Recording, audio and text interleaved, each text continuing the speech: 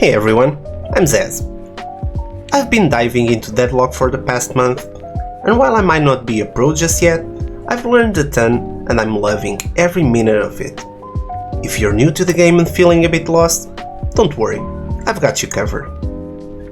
I've put together a beginner's guide that's packed with all the tips and tricks you need to get started and start climbing the ranks. To keep things quick and easy, I split the guide into 4 bite-sized videos, so you can jump right in and level up your game without a fluff. Let's get started.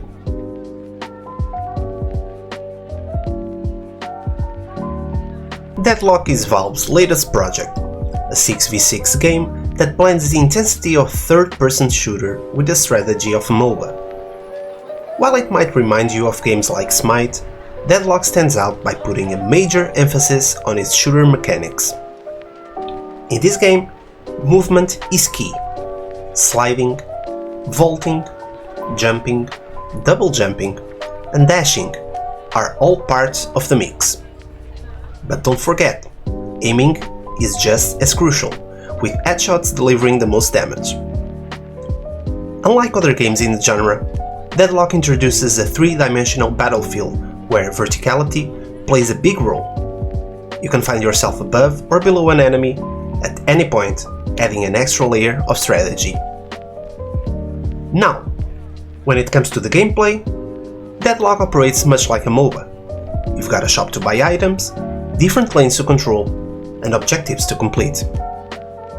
While taking down enemies is helpful, it's not the only path to victory, and that's what makes Deadlock, in my opinion, truly unique and exciting.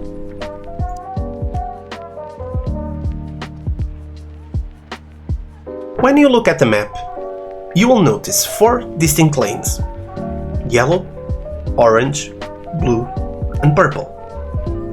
Every 30 seconds, troopers spawn in these lanes and begin advancing toward the enemy side, engaging with other troopers, enemies, or structures along the way. Killing enemy troopers drops soul orbs, and you will earn half the souls from the kill. Remember, you must land the last hit on a trooper to make it drop souls. Once an orb drops, shooting it or waiting 3 seconds for it to pop automatically will grant you the remaining half of the souls, which you can then use in the shop.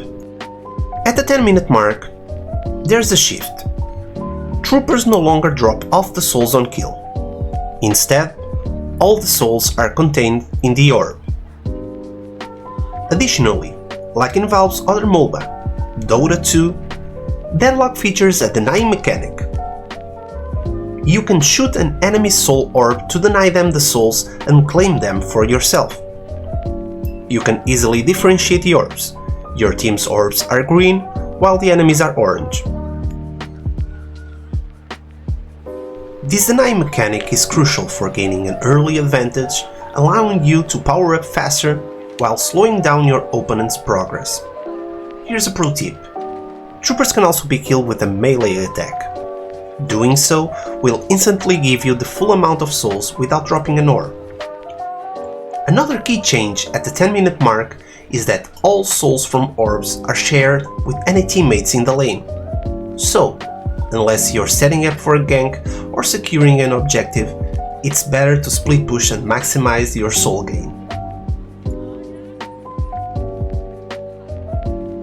Transit lines in Deadlock may seem straightforward at first. They help you move between your base and the lanes. But knowing when to use them is key.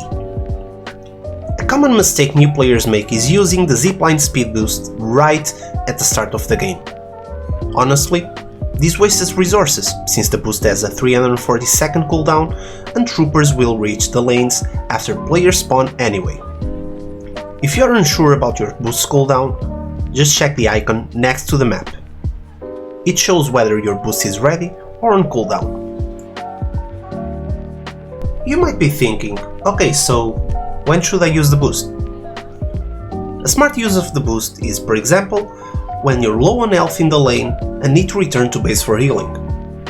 The boost lasts for 30 seconds, so you can zip back to base, heal up, and return to the lane with the boost still active. Another good use is after an early death. When the enemy is pushing your lane, you can respawn and use the boost to get back quickly, potentially stopping their push or even scoring a kill. Now, here are some crucial details about the transit lines. You can't jump onto a line if you're taking damage, as there's a 3-second cooldown. Once on the line, there's a brief window where if you're shot, you'll be knocked down, stunned, and take heavy damage. So, always check your surroundings for enemies before using the lines. After this 3-second window, a light will appear indicating that you can no longer be knocked down, only slowed if you're hit. Also, one thing to keep in mind.